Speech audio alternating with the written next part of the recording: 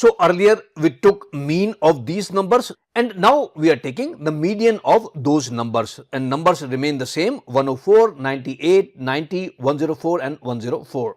Now we want to take the median of that. To take the median of that, the first thing which you do is you arrange these numbers in ascending or descending order, increasing or decreasing order, whatever you prefer, you can do that. So what I have done is I have put these numbers in increasing order. So the first number here is 90, which is the lowest one, then next one is 98, then 104 comes 3 times, so I have put 104 3 times. So now what I have done is I have put these numbers in an increasing order. Then the median is the middle number in this. Since I have 5 numbers here, so if I leave 2 numbers on the left, 2 numbers on the right, the middle value is that third number, which is 104. So that is the median. So this is my median here, 104. I have left 2 numbers here and 2 numbers here. Now earlier I was talking that median is not affected by extreme values. Let's consider that instead of 104, I change one of these numbers to 1040. I add 10 here. So this is extreme value. Unlike other 4 numbers, this 5th number is extreme value. Now even with this number, if I put them in increasing order, so what will happen here is that the 5th number will become 1040. In this case, by changing 104 to 1040, mean will definitely get affected. Mean will get affected because if you add all these numbers, this 5th number is a big number, so the mean will get affected, which we calculated earlier.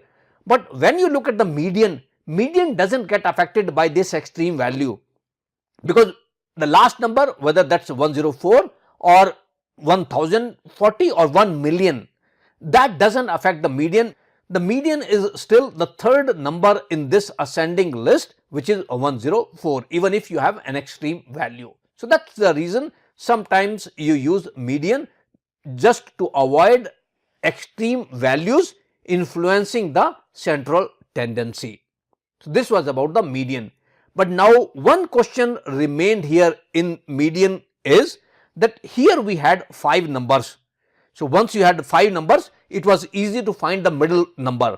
So in these 5 numbers, if you left 2 numbers on the left, 2 numbers on the right, the middle number was that third number.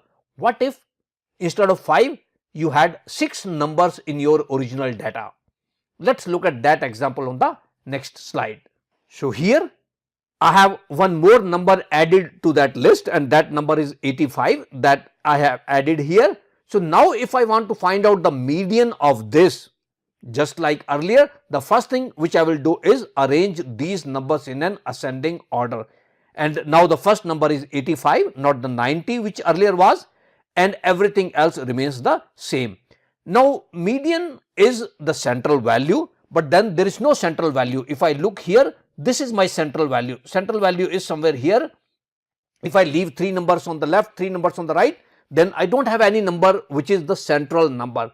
But then what I can do is I can take 2 numbers, one on the left of this, one number on the right of that, and take the average of that. That will give me the median here. So median is the average of 98 and 104 here. So I add 98 plus 104 divided by 2. That gives me the median as 101. So this was about the median. So we have talked about the mean, we have talked about the median.